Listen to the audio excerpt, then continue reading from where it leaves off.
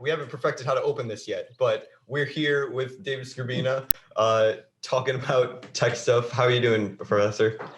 Doing good, thanks. Thanks for having me on. Yeah, totally. Thanks for coming on. So, like one of the things that I wanted to talk to you about that I don't think I've heard your ideas about, that you mentioned briefly in your email, that you have you've been developing like 100-year plan to kind of wean us off technology. Could you explain that a little bit for us? Yeah, sure. That was in the last chapter of my Metaphysics of Technology book. Okay, yeah. So it was something of an action plan, right, to try to unravel this mess that we're in. So I think my conclusion was pretty much in agreement with Kaczynski, that you're dealing with a system which is running amok. It's getting worse all the time. You can't control it. You can't reform it. Maybe we can do, maybe we still have a little window of time where we can sort of take some kind of action. Kaczynski seems to want this dramatic and sort of, he implies, he doesn't really say, but he sort of implies it sort of has to be a sudden catastrophic sort of, blowing up the whole system and just sort of collapsing it and then living with whatever comes out. But to me, as sort of being the rationalist that I am, I'm trying to propose a kind of a rational thinking person's response. And in the final chapter of the metaphysics book, I talked about this process that I call creative reconstruction, which is basically a deconstructive process of sort of unwinding the technological system to get it to a long-term, stable, and sustainable state, which it doesn't have today. Right. And to do that relatively intelligently and painlessly, you have to do it slowly. So I think it kind of goes without saying, you can't just sort of collapse the system overnight, because that would be sort of total chaos and mass death. It'd be like terrible. But I think we, at least in principle, we can still do it slowly and gradually over time. So it was basically a two-step process. I said, well, what level do you have to be at to be safe and sustainable? And then how do you get there from here, from where we're at today? So two-part process. Where you have to be at, to me, it was clear you had to be pre-industrial level, because industrial system with fossil fuel generation and mass, factories and mass electrification. I mean, those are sort of the root technologies that are causing a lot of damage. So you had to go at least back prior to the Industrial Revolution, let's say prior to 1700, equivalent technologies to have a chance to be sustainable. But even that probably is not far enough, because you can't sort of just sort of aim for there, because you're right on the threshold of a new industrial revolution. Right. So if you sort of have too many enabling technologies, people here and there will start generating new steam engines and new generators, and there'll be new power systems and so forth. So it's too precarious to be close to the industrial revolution. So I said, well, look, you have to push it back further in time, ideally a few hundred more years, to get it to a point where it's far enough away from industrial technologies that we do not have this immediate danger of lapsing back into a new industrial revolution. But maybe not so far that you have no ability to sustain a real civilization. Because I guess there's a debate. To me, I'm like, well, I still think there's some virtues to Western civilization. We can probably have quite a bit that counts as Western civilization without having advanced technologies. I mean, you could go way back, right? You could make a case, and I've talked about this before, about going back to ancient Greece. And you could say, well, look, ancient Athens had a really high level of cultural attainment, huge accomplishments with very simple technologies. If you look at what the Athenians were able to do with almost really nothing, right? They had just a handful of metals, simple construction techniques, and did mind-boggling things. So you could argue that really that's all you need. You can have an extremely high level of civilization with very basic technologies, and even a little bit more advanced knowledge that they did not have. I mean, just basic biology stuff about germs and disinfectants and sort of how the body works. I mean, really simple things. If the Greeks just had a few more little bits of knowledge about how biology worked, I mean, it would have been mind-boggling what they could have done, right? But anyway, so in my book, I'm picking something sort of in between. I picked the period about the year 1200, early in the Renaissance. And I said, well, that's a probably a good point to sort of aim for if you want to have a plan about the year 1200. So you're still a few hundred years away from an industrial revolution, but you can have obviously more than an Athenian level culture. You could do what they were able to do in the Renaissance, right? Which was tremendous accomplishments in art and architecture. What they built the Notre Dame Cathedral in Paris, I think it was 1250 or something. I mean, so okay. I mean, obviously you get tremendous capabilities at that time with that level of technology. And then if you add on top of that basic knowledge, like I said, about germs and microbes and human biology, very simple, basic things that probably any high school kid knows, you can have a very high level of culture and civilization with very low, relatively low technology. And it would be sustainable and it would be manageable. Okay, what I'm thinking of is the people around me who just literally do nothing but like live to like watch fucking TV. I know. That's why I'm like kind of biased because I'm thinking of this. How do I rationalize these people that I spend time with? I know. Because they're just a reflection of the society they're in. So that's what I'm saying. If they're that's kind of. That's the chapter. Because you're saying that society is removed from nature too, because it's like not removed from nature, but no, it's like society is a reflection of the people that is in it. Talked about this too in terms of like we like because like we strive for like the truth as possible. Mm-hmm. We assume that everybody else is, and given the resources that everybody else would try to. It takes a little conversation to realize it's not the case, and then like I don't know how I'm not convinced after time. I know, and actually I can't be around a lot of people for this reason too, because like not only like sure maybe that's what they're at, because like. I don't know. I still feel like if people really knew, or like they knew that there was something out there that was not what they were believing, and if they actually heard it, now they can listen. I'm sorry, if they can hear it, but if they actually listen to it and like it registered, there's no way that they can continue to do it. Like Sana, like if something hits you that hard, you cannot separate it. So there's from something your reality. preventing them from it hitting and registering. Yeah. Okay. Because if it actually hit them, there's no way. There's literally no way. It just never actually hits them. Then if that's the case, it's not. But I don't know whose fault it is. That's what. So if that's okay, because then how do they consciously become aware of the fact that there's like a blocker in what? How do they like what? What's? I'm trying to think about this because I'm trying to think about how I thought about it. About people's eyes being blinded stuck with me. Yeah. Yeah. Yeah. Yeah. Because then it's like, are they? Is it just how they are? I don't know. And something that Kaczynski brings up about this time period, he talks about this a little bit in the manifesto, and he talks about freedom, right? Yeah. And he brings up that at this time, like you were in these feudal societies, you were in like extremely hierarchical, like almost dictatorial level governments, but they were like so less technologically advanced that there was no real way to control individual freedoms. That relatively speaking, like the government wasn't really able to impinge on personal freedoms because there was not a bureaucracy for it, right? Exactly, they're right. They didn't have the means, the technological means to control you. So you were relatively independent. What you did was on your own. They had no communication means, no surveillance means. It was what somebody overheard in the pub or something. I mean, it was almost like this, right? It was really very. I mean, this was even prior to the printing press, right? When did Gutenberg come up with printing press? It was 1450. So 1450, something like that. Right. So if you go back to 1200, you got no even printing, for God's sake. Or you're just talking to people. I mean, you're writing the handwriting. Obviously, you could write for centuries, but yeah, no printed material. So the surveillance state is like crushed down to almost nothing. It's just word of mouth. So you had a lot of independent autonomy, certainly at that level of technology. But the sort of the last piece of my argument was, well, to try to get to something like that from something like where we're at today.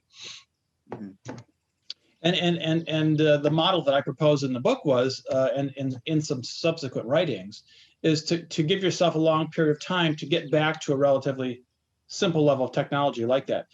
And I just threw out the figure of 100 years. I mean, it's sort of a nice round figure. And let's say, well, okay, 100 years, a full century, to sort of unwind ourselves to get back to that basic technology, to have a high level of society at a low sustainable level of technology. And so one way to do that is, if we're going back 800 years, but we want to do it in 100 years, then you need to go backwards 8 times as fast as you got here. Okay. Okay, it's basic math. So I just sort of threw out, I said, well, here's an obvious plan. Just take the technologies as they were invented over the last 8 centuries and pull them out of circulation at roughly the same rate, condensed by a factor of 8, right? Mm-hmm. So pretty quickly, you could say, well, like we said, like the last 25 years, you got cell phones, social media, internet, email. If you condense that 25 years into 3 years, so for example, if you started today, you'd say, look, we're going to give ourselves 3 years to get rid of those things. 3 years. Mm-hmm. So you plan ahead, you work 3 years. Okay. We know in 3 years, you're not going to have cell phones. You're not going to have email. You're not going to have internet, for God's sake. That's like a mind-blowing concept to people probably your age, but to me, it's like, well, shit, I spent my whole life without email and internet. I don't need crap. Right. So, but you can see in principle, you could say, well, look, our social institutions are going to know, hey, 3 years from now, we're shutting off the internet. So you guys better plan ahead. Oh, okay, well, we're going to do this, we're going to do that. And you plan to get those and you pull that stuff out of existence, right? And then you go further back. Well, let's go back another, 20, 30 years. Well, certain advanced technology, maybe biotechnologies, or maybe certain genetic manipulation things, or, advanced chemicals or nanotechnology things. All right, we're going to start phasing those things out. So you got maybe 10 years, right, to phase these things out, which pushes you back to equivalent of the 1950s or 60s. And then you sort of keep going and you lay out a plan to take yourself all the way back, and you give 100 years to do it. And in the meantime, society is oriented towards this deconstructive approach rather than this accelerating, increasing technological approach. You're oriented towards the moving back towards sanity, right? So everybody's thinking that way, instead of today where everybody's thinking about what's the newest, next greatest thing that I'm going to be able to do. You'd be like, no, we're going to think about what next stupid thing are we going to get rid of, right? Which next toxic chemical are we going to stop using? And then you would be thinking that way rather than this sort of accelerationist way that we do today. So that was sort of my proposal about a kind of a slow, gradual, rational reconstruction. That's what I called it, a reconstructive technique, reconstructing these simpler times in the future to allow yourself to survive. That was the basic idea. Because it's a sentiment. It's a sentiment you're trying to spread. When you feel everything is right, that lightness, your chest opens up. It's whatever that is and spreading it around you, to everything around you. Yes. And putting everything in line with that. Anything that detracts from that is not good. And I think this was something also Griffin was talking about yesterday, but like he was saying, because I've had this conversation with Skrbina where like, I don't know if we have like an obligation, because this is going back, stemming from the morality conversation. I don't know, like if we like have an, like we can, I feel like you could just go away, go off and force whatever and just be. Yeah. Right? Or like, but like we feel a sense of obligation to stay here. Because we see this kind of truth. And to try to like take more, like show more people the way or towards the truth. Did you read that Cosmic Consciousness book you have? I've read some of it. So the one that was 1908 or something, ridiculous. What he talks about that is this new breed of superhumans or something like this. They have this literally higher level of consciousness, like Walt Whitman's one of them, Balzac's another one. And they have that, it's literally this like awakened, like I hate using all this terminology. I know. But like it's that state of clarity, I guess you can say. And that issue of whether you have a responsibility to I know with the argument, I've been thinking what you're saying, I've been thinking about that a lot. And like, yeah, my conclusion is too, that you do have a responsibility. If you really want to be good. I don't know. You don't think so? I'm not sure. I'm because you could, but who's going to benefit? Because obviously I still feel that. You will benefit. You will benefit from leaving. But if you stay, you're going to suffer. You're sure as fuck going to suffer, but maybe other people will benefit even slightly from your suffering of like withstanding this. And maybe that or like you get to stay in here and try to make it a little less shitty. Yeah. But like also like I feel like we're talking about like the way, and like I feel like you can try. And I think it's a noble thing to try, but like to remember all the while throughout that like there is no try. There is no try. Wait, there is no try, but do or not do. There is no try. You people speak when you say closer to the one. You don't get close. There's no such thing as dispositions. No, it's not closer to the one. It's realization. Yeah, but there's no manifestation of realization, because that begs the dualistic problem. There's nothing that manifests in the world. The world just is. I was saying that. I was saying it just is. But like sometimes like when things seem inconsistent is because you're not seeing how it just is. But I think that Kaczynski points out one of the reasons that he thinks that a slow, gradual change isn't effective is because he thinks the technological system has this capacity to co-opt efforts against itself. To self-create, basically. Yeah, where like if people start reforming the system, right, that eventually, like, no matter like, I think he gives the hypothetical where, like, imagine if like a Green Party took control for 10 years and they started ramping back all this technology. Well, what if they got kicked out of office and then you just get your normal technophile back in and they just re-implement all the technology that they had just spent 10 years getting rid of? Like, how do you avoid the problem of the system undoing your attempts at changing it? Exactly. Well, right. So that's a problem, and probably today it's probably not possible because the system is too robust and it would work around, it would push you aside, it would squeeze you out, it would replace you with somebody else. That was one of Kaczynski's points. So today it's more I think it's more of a task of laying out the concept and making the case. And then sort of watching how things evolve, right? Because one of the premises is that things are going to get worse, and they're probably going to get worse faster, and maybe like really fast, maybe really bad, really fast. We don't really know, right? And probably it will take one or two or three major crises. Maybe our pandemic is first major crisis. But you can expect more of these sort of coming out of the blue. Gee, I never thought about that sort of thing, right? And then.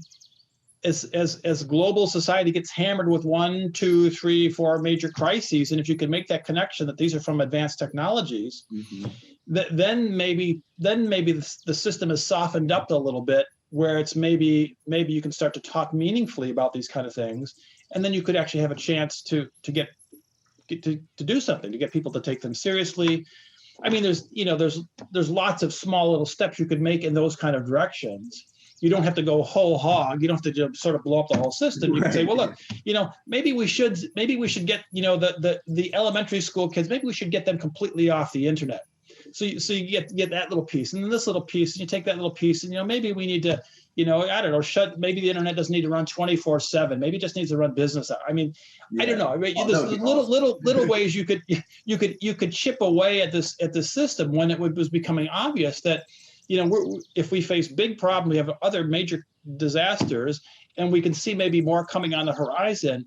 And then I'm thinking maybe people will start to take them seriously. And so when in this theory where you go back this 800 years, the one big issue I see in this is the population, right? Is that in that 800 years, there is a massive increase in human population.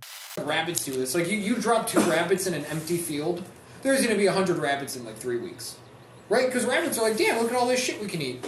Let's just start fucking and mating and doing all this shit. People do that too.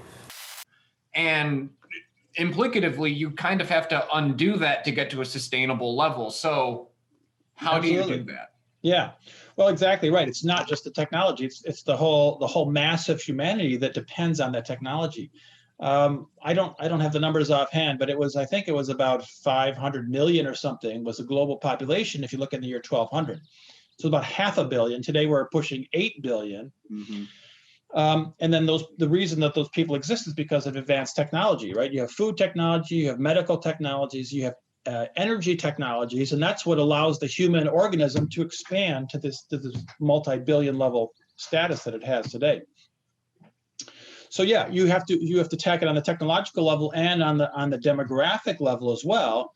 Basically, you're going to have to roll back the global population in some kind of rational manner, again, slowly and gradually over time. And that's another reason to give ourselves 100 years, right? I did the math at one time a while back, and if you wanted to get from 8 billion down to 500 million, you need to reduce globally at about 2.5% per year. 2.5%. Okay. So it's not impossible. I mean, it's not like 20% a year. I mean, it's a relatively small, a couple of percent a year. And at first it has very little effect, but of course it builds up over time, right? And then you can, if you had a plan, if every nation had a plan, you could sort of get ideally some kind of global agreement. Hey, look, we got to roll back our collective populations. we're going to each tackle and get this 2% figured down and try to drive it down. And it's got to be all the usual stuff, right? Family planning and financial incentives and whatever it's going to do, empowering women and all these things that we know that will help bring the fertility rates down. But there needs to be a corresponding plan on the demographic level to bring the population down, because you can't have as many people, 8 billion people, with 800-year-old technology, right? It just won't work. So, like, the choice is catastrophe or control it, and there's no third here. Like, there's no alternative between those two. It's one way or another, the population is going to drop. Well, that's right. To do it humanely, or it's going to blow up in our face, and there's no gap between those two things. Yeah, exactly. I mean, there's many serious thinkers who've said, by the end of this century, by the year 2100, we're going to have way less people, and we're going to have either way less people because there's been horrendous catastrophe, or we took the situation under control and we sort of rationally figured out we have to live with less people. So, I mean, anytime they bring up sort of the cruelty thing with the old people or with the infants, and you have to say, well, yeah, it's unfortunate, but we're in an unfortunate situation, and we're faced with much worse outcomes, right? So on the one hand, you have to deal with that one. On the other hand, you have to deal, Griffin, that you mentioned, the pragmatic issues of how you deal with specific population groups right now. Environmentally, it relates to the ecological footprint. So it turns out that the high consuming countries like the US, we are number one of the large countries. So every person who comes into this country or is born in this country is almost automatically a high consumer, because the footprint per average American is huge. It's about 20 acres a person, I think, at this point. So it's extremely high. So it's important that we don't have more Americans in the future, because every American has this huge, gigantic, crushing footprint on the planet. So, I mean, there's some obvious consequences to this. First of all, you don't let anybody else come in. You just have to stop immigration, because everybody who immigrates becomes a high consumer. Doesn't matter where they came from. Maybe they don't, maybe they're not suddenly living like, the wealthy, but they went from really low to sort of moderately low. They went from moderately low to middle class, or middle class to upper class. That's why they come here. They come here because they want to increase their footprint. That's why the people are coming here. It's not because they love living in Idaho. They want to have a higher footprint. I mean, that's really what they want. And we have to say, no, I'm sorry, that's not allowed, right? For the sake of the planet, you can't come in here. So you have to stop all the immigration. You have to, in fact, turn it around. You got to say, hey, we want to sort of encourage people to leave because they're way too high consumers here. So I've talked about incentives to get people to leave, right? Even the same number of people who are here, if you could get them to move to a low consuming country, their footprint would automatically decrease. That's just how it works, right? So if you can encourage people, incentivize them or tax them or whatever you want to do to get them to leave, then that's another option. That's another tool in the toolbox to try to tackle our specific population problem. That doesn't help the global situation if you just move people, but it does help the environmental situation, because 300 million Americans is way worse than 300 million Mexicans or South Americans. So we'd rather have these people live somewhere else than here, and then we'll tackle our technology problems here to bring that down. And then we have that's a kind of a plan, right? There's different levels that we could make progress there for sure. Say we were just in nature all the time, living exactly with the one, we wouldn't have to talk about it. The reason that she's saying what you're saying. The reason we feel the need to talk about it is because we're literally forced. I know. So that's exactly, Ryan. That's what you're saying. No, but my point is that you never left nature. That's the fundamental point. Is that all the things around you are natural, no matter what it looks like. Like the house we're in, sure, was built by technology, but it's made out of wood. Where does the wood come from? Where does the stone come from? Where does the glass come from? Where does the plastic come from? I know, yeah, Ryan, and yet you do talk about it. And you're talking about the stone right? and the glass as separate things. But internally, you know that. No, but what I'm saying is that Savannah said that you're divorced from the natural world and you have to remember it. It's not necessarily divorce, but it's okay, I could see where. But you're never not in the natural world. Like the world is like. It is. No. That's why I don't like the word natural. Saying natural, yeah, and I know. Like you can't be in the world. But and not be in nature okay. at the All same I'm time. saying, what I'm trying to say is, if we lived around trees and a river and that's it, and we lived as hunter gatherers, we wouldn't have to think about this. That's what I'm trying to say. Yeah. There's a clear This is like what I was saying earlier. Like, if we were like, okay, Ryan, I know what you're saying. I understand. And I said this too. I was saying, like, if we were in nature, we wouldn't need to talk about what morality is, because it would just be clear. It would just be, like... Yeah. But, like, the fact that we're, like, in this kind of, like, I'm not sure how to articulate it exactly. We try to explain it and articulate it. But I don't think, like, that's a natural thing to, like... I don't think it's, like, aligned with, like... I don't think it's aligned to try... I mean, it's also unnecessary to explain or to try to, like, think. Right.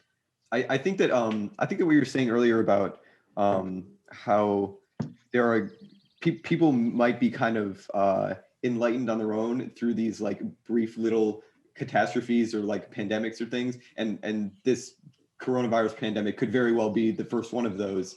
And I think that you're right about that, because we think about when we've been talking about the pandemic and how it affects people, there's kind of like two sides of it, where there's definitely part of it where the system has taken advantage of what's going on and introduced more technology into people's lives, made it much more required in order to like have a job now. Like for the one I'm thinking of is like this, like you see this like big social pushback against the vaccines, right? For COVID virus. And what was interesting about that is you see this huge pushback that wasn't there before when it came to vaccines. Like before COVID, like the anti-vaccination movement was like an extremely fringe, like celebrity driven. We don't want our kids to have, we don't want the polio vaccine anymore, right? But now like with COVID, it's like I'm seeing like people that like I saw 5 years ago making fun of Jenny McCarthy, right, for being anti-vax, or like, yeah, I'm not getting the vaccine ever. Like I don't trust. Like you see, there's this large mistrust of these biotech companies that are like, this virus just came out 3 months later. We got a vaccine for you, right? And you just see there's this social discontent now, like because of like, I think it's because of like, and we go back to like to the original topic where it's like on the personal level of technology, like COVID has like restricted people's like non-technological social interaction, so they're getting more psychologically damaged from like the governmental mandates about COVID. And now you see that there's a lot of people that are just refusing to be vaccinated across the board because they're just like, we can't trust these big pharma companies anymore. Yeah, so I'm hoping that like that's like the other side. It's like it's definitely given the technological system a bit of an advantage in some respect, but I think in another respect, it's kind of opened people's eyes a little bit. They're starting to see how intensely ingrained technology is in their lives and how it affects them. And I think there are a lot of people, not everyone, but I think there's a decent group of people that are trying to resist it now as a consequence. And maybe they're resisting in the form of resisting the vaccine or not trusting those medical corporations as much. But I think it's also just a general sense of people, we're stuck inside for 2 weeks and they realize the value of going outside and experiencing the natural world. I guess, I don't know, do you share some sentiment, or do you have other worries about the coronavirus? Yeah, well, you're right, because there's multiple things going on here for sure, right? You have the general complexity of the whole system, the medical system, the political system. There's so much complexity there. I mean, this is why you get crazy theories and you get people coming up with bizarre counter views and whatever, right, from different sides, because it's simply so complicated that things could be going on and probably are going on which you cannot know and you'll never know. So and we know there's examples where people have been lied to by the media and corporations and governments. I mean, it's sort of a routine business of what they will tell you. More often these days, it's not actual lies. It's probably lies of omission, right? They don't tell you things that they don't want you to know, but it's still a lie. It's still a deception. So that goes on all the time. I mean, the media, it makes me barf just to watch the evening news because I know what they're not telling you, and it drives me crazy, right? So people are right not to trust the corporations and the medical institutions, right? And the government, either side is really sort of not really trustworthy. So you can't deal with that. On the other hand, it's good that people realize sort of the benefits of personal interaction and fresh air. I mean, that's a sort of a good little, sort of a crack over the head to get people to realize kind of what they were losing. But the other thing is, to tell people like things like, well, if it's a real pandemic, assuming it is, why do you have pandemics in the first place? And it's because two things: you got too many people on the planet, and they're interacting too rapidly through mass transportation. So you have highly dense areas on the planet, whether it's in Wuhan or wherever it is, massively interacting populations which interact very quickly, which travel like mad through airplanes and trains and ships and so forth. Trains. So you have massive high-speed global travel amongst an overcrowded planet. That's why you have pandemics. That's the first pandemic didn't hit until the Black Plague. This was in Europe in about the 1300s. 1200s, give or take. Right after the Mongol conquests. Yeah, so right in that time. But that was actually there was an overcrowded situation. You had population was rising in Europe. They were subject to unnatural, to today it seems like slow, but ships bringing disease in from the east, which in the past wouldn't have happened. When you're moving at walking speed, right? It's very hard for diseases to travel at walking speed. When you have ships there, they can go faster. When you have trains and airplanes, and they go overnight around the whole planet. So the root cause of why you have a pandemic is too many people, and they're moving around too much, too fast.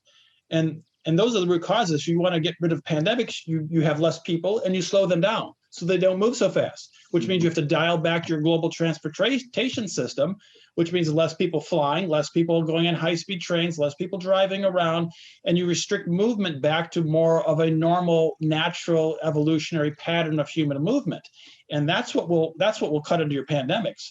But as far as I know, nobody has ever mentioned those things. They never want to talk about that. Too many people on the planet, too much high-speed transportation. No, they never, ever will talk about that. But those are the root causes of why you have pandemics. Until you get rid of those root causes, you can expect the next pandemic is probably coming right around the corner, and it's probably going to be worse. So, that's how it goes.